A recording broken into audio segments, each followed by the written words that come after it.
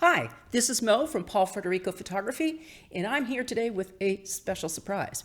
Now, a couple of weeks ago, I had a video that talked about the Z8 release. It was a reaction video. Well, guess what? It arrived.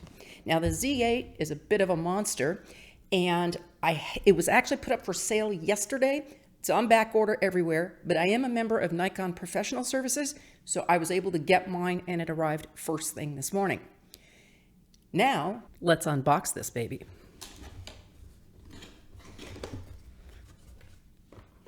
Like all Nikon cameras, of course, it comes with all your manuals, and actually, if you notice, the user manual on the Z8 is much, much smaller than usual.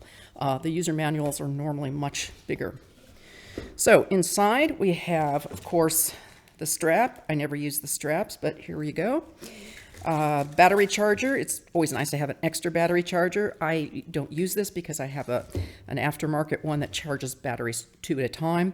Another ENL 15C battery, always handy to have. We've got the USB-C cord. We've got a little adapter here, plug adapter, which is always nice. And the extra little goodies that always come with a Nikon camera that I never use. Now, let's grab the beast. So, I'm gonna put the box to the side and we will unopen this little guy. I got the camera only, the body only, because of course I have all the lenses I need, so I did not get the kit. Now this is heavier than the Z6 too. I am not gonna lie. Weight-wise, it feels very similar to the regular DSLRs, but it is a lot lighter than the Z9. The Z9 is exactly the same camera as the Z8, except it has a battery grip down here and then a battery grip here. Great for the studio, but not for the field. Because I do cultural photography, indigenous cultures, and wildlife, this camera is much better. You'll notice that it's got all the same features. It's got the function buttons. It's got the release here. The nice thing, one of the nice things about this camera, if we open it up, it has a shutter close when it's on. It's not on right now. Then it's got this cable here for sound, which the other cameras don't have. I mean, because this does incredible video, it's got that feature. Now, I don't do video with this camera, so I'm not probably going to be using that, but it is a nice feature to have. Now, I haven't investigated all of these things. There's a little joystick here. The top looks very similar to all other Nikon cameras. This is a much better eyepiece, which is very nice, and it's adjustable as well.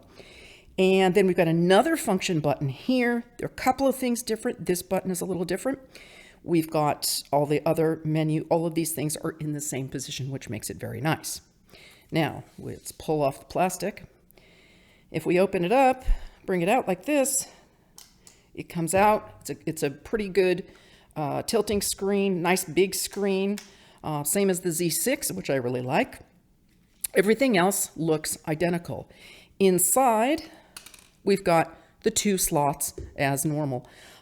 We've got the SD slot and the XQD or CFB Express slot. Very handy. I always use the second slot as a backup. Some people use one slot for photographs and another slot for video, but that's what I do.